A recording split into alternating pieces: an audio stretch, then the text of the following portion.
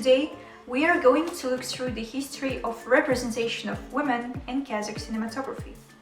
Looking forward to avoid stereotypes about women, want to expand the boundaries of knowledge about local cinema and women's representation. Then, do not forget to press subscribe button, which should be about here or maybe here. And action! The Center for the Study of Women Representation in Cinema and Television annually publishes several eye-catching reports. The most recent one analyzes the extent to which women are represented on screen. The report is based on a study of more than 2,500 characters in the 100 highest-grossing US movies of the past year. But in that case, foreign films are not included. Similar studies have been conducted since 2002. But unfortunately, when it comes to the Kazakh cinema and image of women in broadcasted media, there is no such kind of studies that may represent the main question. What is wrong with the representation of women in Kazakh cinematography? The film Botagos was directed by heroine, based on the novel of the same name by Sabit Mukanov. The film represents an ideological product in which important for the historical fate of the country events are shown in a simplified form. The film, shot in the historical revolutionary genre, is a belated example of the great style. It was released in Kazakhstan in 1957, at a time when young directors in Moscow and Leningrad were already actively making films, which opened a new chapter in the history of Soviet cinema, and which would later be called Thwart. An example considered before is the perfect one when it comes to the usage of cinema in the creation of an image. Let us return to the Botagos film. Despite the fact that it was late in time, Botagos is in its own way a landmark for Kazakh cinematography. The ideological control was stricter in the 50s in the periphery of the USSR, and historic revolutionary films were still being made and would continue to be made until the 80s. The female image in art is often associated with the image of the country. Just think of the cliched expression motherland and etc. Therefore, it is obvious that the image of the protagonist, a young woman named Botagos, is an image of Soviet Kazakhstan, a country which chose the path of building socialism along with Russia and other national republics.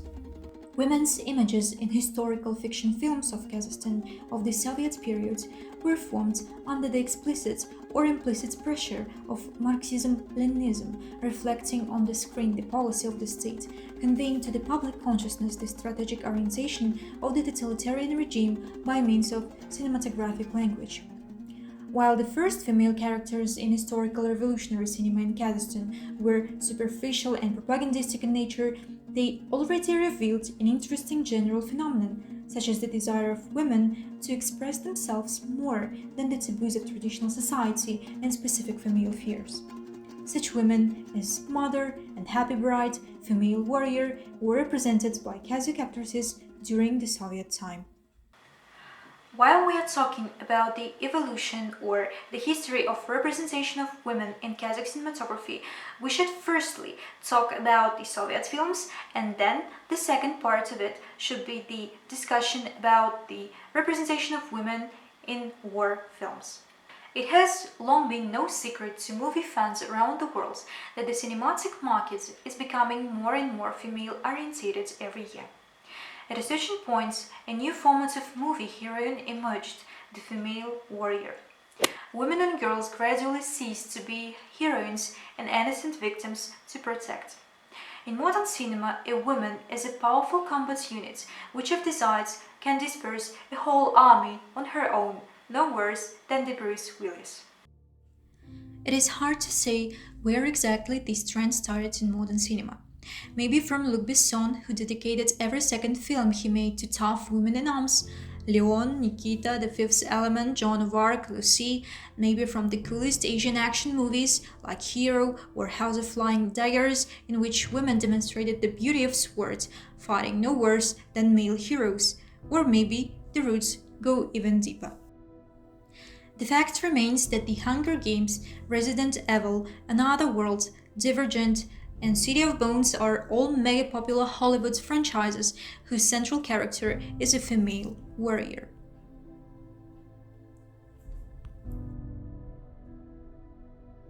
Russia has responded to this trend in its own way.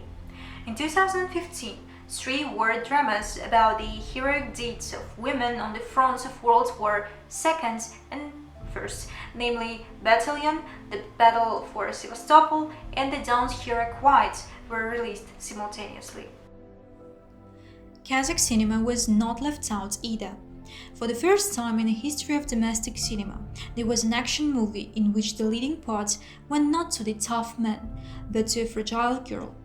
We are talking about the action film All the World at Our Feet, in which Karlhaj Muhamedjanova played the role of a casino employee Aliya who had to enter the fray with two powerful mafia clans and a whole crowd of tough men. Director of the film The World at Our Feet, Salamat Muhammad Ali, in one interview, said that the name of Aliya for the main character was not chosen by chance. Thus, the director paid tribute to the heroine of the Great Patriotic War, Aliya Moldagulova.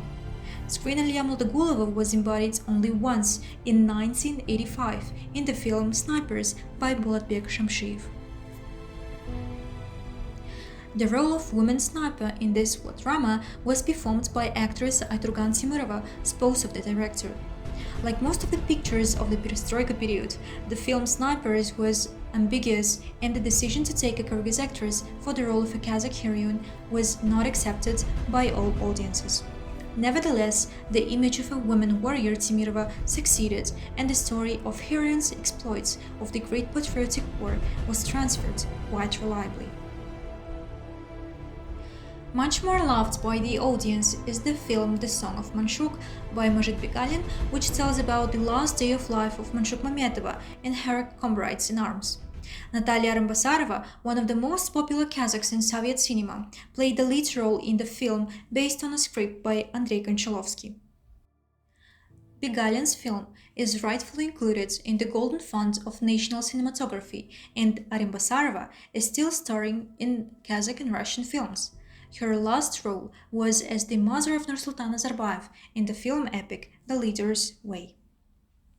Of course, the question arises whether the image of a woman warrior is necessary in the predominantly patriarchal Central Asian countries, and while in Kyrgyzstan this question was answered in the affirmative by staging the epic Kurmanjan Datka, in Kazakhstan the question remains open.